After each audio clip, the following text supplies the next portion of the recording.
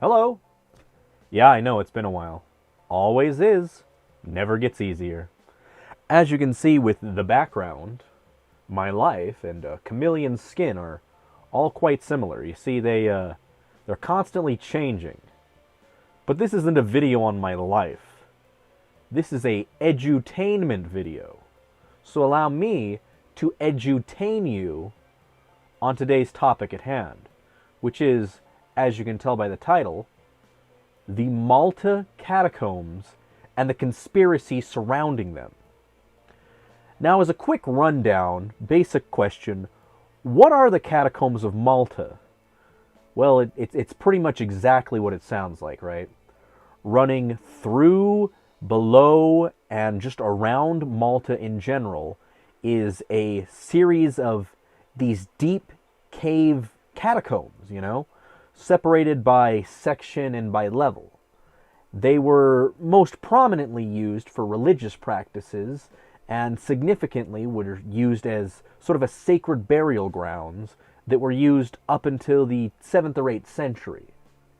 So with that blanket statement out of the way, what's the overlying conspiracy surrounding them?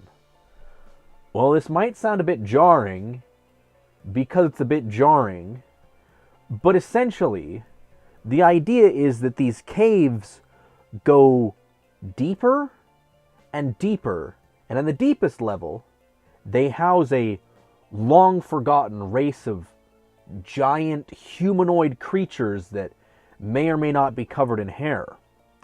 Now, why don't we just send a team down there, right? Exactly the point of the conspiracy. You see, children as well have gone missing down in said tunnel, never to be seen from again. And their screams echo around the empty halls of this maze-like structure underground known as the Catacombs of Malta. Now, here's the thing, right? There's never been an investigation into this, nothing official at least. Never been any reports or anything like that. So either there's nothing going on at all, or there is something going on that we're not supposed to know about. And it's being covered by a government, a shadow agency, an entity, the elite, whatever you want to call it. But why? Well, there's a couple of theories that float around, not just for this one, but for just, cave systems in general. There's always this thought process of maybe, because they've been around for so long and used for religious purposes, maybe deep in one of those caverns is a gateway to like a physical entrance to the underworld, something like that. Or, of course, leaning more into religious aspects, maybe it's a point where it's a sort of physical gateway to hell underneath our feet, something like that. You could also prescribe to the theory that the Earth itself, underneath the crust, is hollow, and there's cave systems that can stretch across the entire globe, all from these various openings on the planet.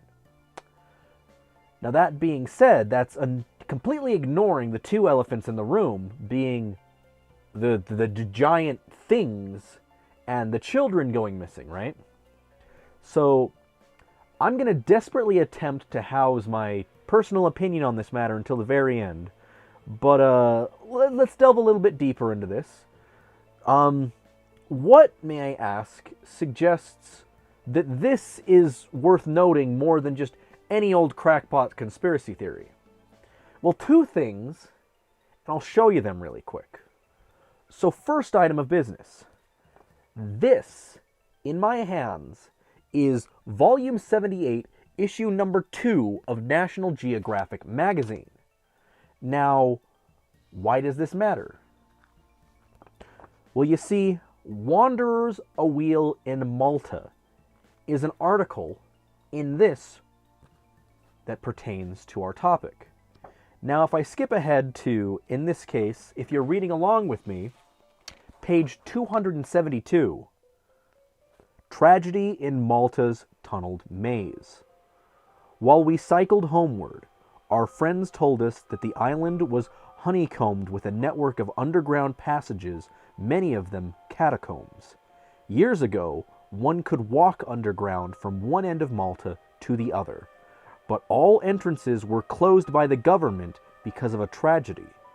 On a sightseeing trip comparable to a nature study tour in our own schools, a number of elementary school children and their teachers descended into the tunneled maze and did not return. For weeks, mothers declared that they had heard wailing and screaming from underground, but numerous excavations and searching parties brought no trace of the lost souls. After 3 weeks, they were finally given up for dead. Kind of chilling, you know? So, it's important to point out a couple of things there. First of all, they said that as a direct result of this tragedy, the entrances to the cave systems were closed. That's going to be important later, so I want you to keep that in the back of your mind. Now, of course, when we're talking about sections and levels, the bottom level is known as the hypergeum. That is where all this is taking place. Now, one more point to make. I mentioned there are several sections of the catacombs by different names. This one in question is known as the, I'm going to butcher this, okay? Halsaflini hypogeum, just for the record. Now, for now, I'm going to keep my issues with this issue until the very end, as we still have another piece of media that tries to lend credence to this sort of alleged conspiracy going on, and this is the one that gets a little bit weird. It's a recounting of an experience by Lois Jessup that was published in the Journal of Borderland Research. Now, unlike National Geographic, I don't actually own a physical issue of this article. For the record, it's the March 1961 issue. I came out first onto a ledge pathway about 2 feet wide with a sheer drop about 50 feet or more on my right and a wall on my left. I took a step forward, close to the rock wall side. The person behind me, still holding on to my sash, had not yet emerged from the passage. Thinking it was quite a drop, and perhaps I should not go further without the guide, I held up my candle. There, across the cave, from an opening deep below me, emerged 20 persons of giant stature. In single file, they walked along a narrow ledge. Their height I judged to be about 20 or 25 feet, since their heads came about halfway up the opposite wall. They walked very slowly, taking long strides. They all stopped, turned and raised their heads in my direction. All simultaneously raised their arms and with their hands beckoned me. The movement was something like snatching or feeling something as the palms of their hands were face down. Terror rooted me on the spot. "Go on, we're all getting stuck in the passage." My friend jerked at my sash. "What's the matter?" "Well, there's nothing much to see," I stammered, taking another step forward. My candle was in my right hand. I put my left on the wall to steady me, and stopped again. My hand wasn't on cold rock, but something soft and wet. As it moved, a strong gust of wind came out of nowhere and blew out my candle. Now I was really scared in the darkness. So that's the first part of it.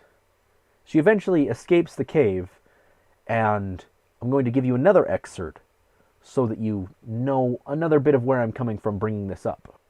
I never heard any more about it until one of my friends called me to read an item from the Valletta paper. I say, "Lois, remember that tunnel you wanted to explore? It says here in the paper that a schoolmaster and 30 students went exploring and apparently got as far as we did. They were roped together, and at the end of the rope was tied to the opening of the cave. As the last student turned the corner where your candle blew out, the rope was clean cut, and none of the party was found because the walls caved in." The stock of this information didn't change my determination not to say anything about my experience in the hypogeum. But several months later, my sister visited Malta and insisted on making a tour of the underground temple on the Halsaflini. Reluctantly, I went along, retracing the same route, but there was a different guide this time.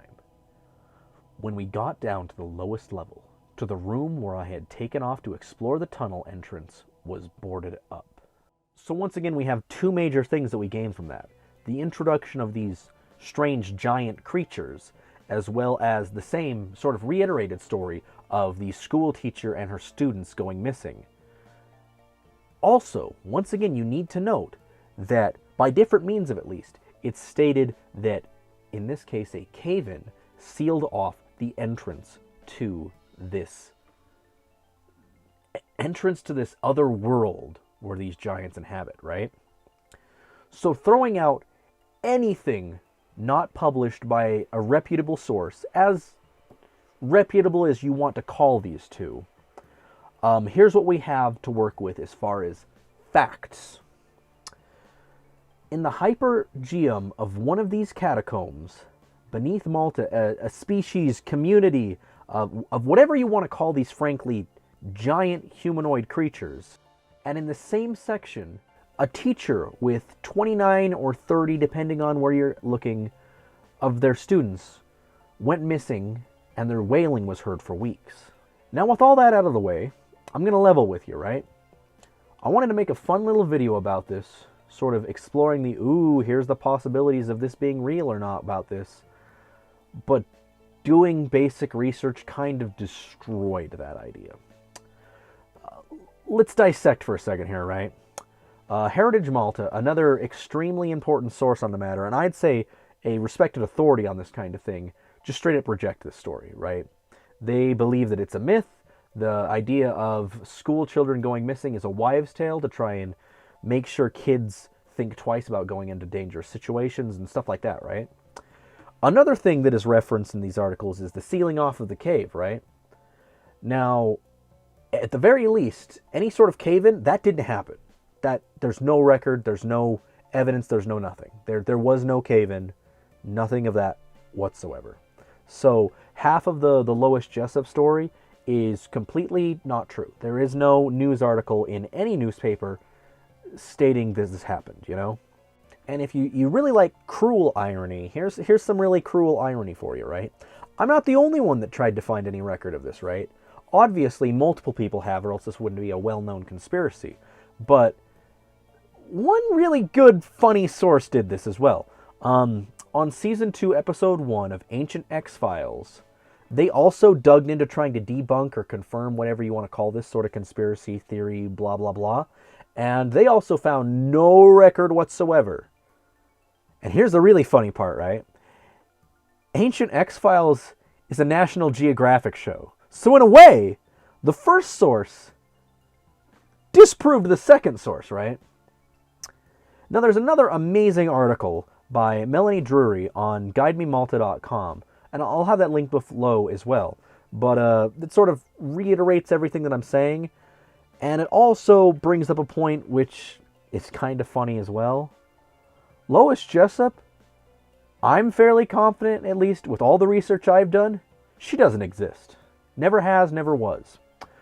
Other than this one article, she is never cited, she is never referenced, she is never published, nothing. Now you can feel free to do your own research and try and prove me wrong, but I'm pretty confident in saying she never existed and that this is fake. Okay? Now anyway, needless to say, with those facts in place, the second story, completely throw that away. That's not true, never has been. So let's loop back around to the National Geographic one, right? Now this is a bit more complicated to try and prove or disprove. They didn't really give me anything to fight with, right? They didn't cite any sources. They didn't give me something that I can point to and find to disprove it. The only sin I would say they committed as far as publishing the story about the school children going missing is they published it as fact.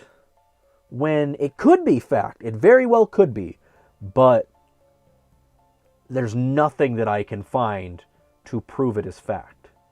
I think, just personally, I think It's just what it is. It's a story. It's a story to discourage children from going into the caves, right?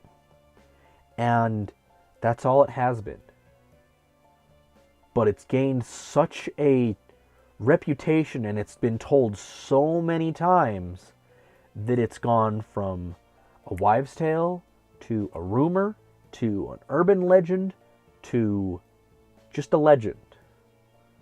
So while they shouldn't have really published it as fact,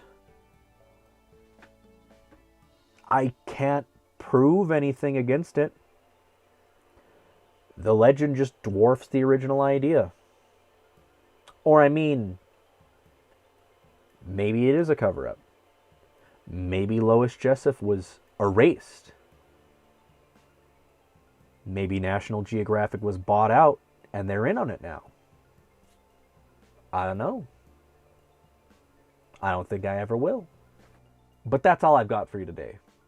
I appreciate you standing with me between the really long gap in uploads, but honestly, you haven't seen nothing yet.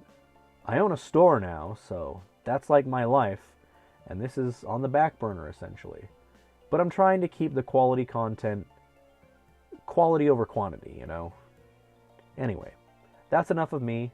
I appreciate you watching this, and I hope you have an awesome day.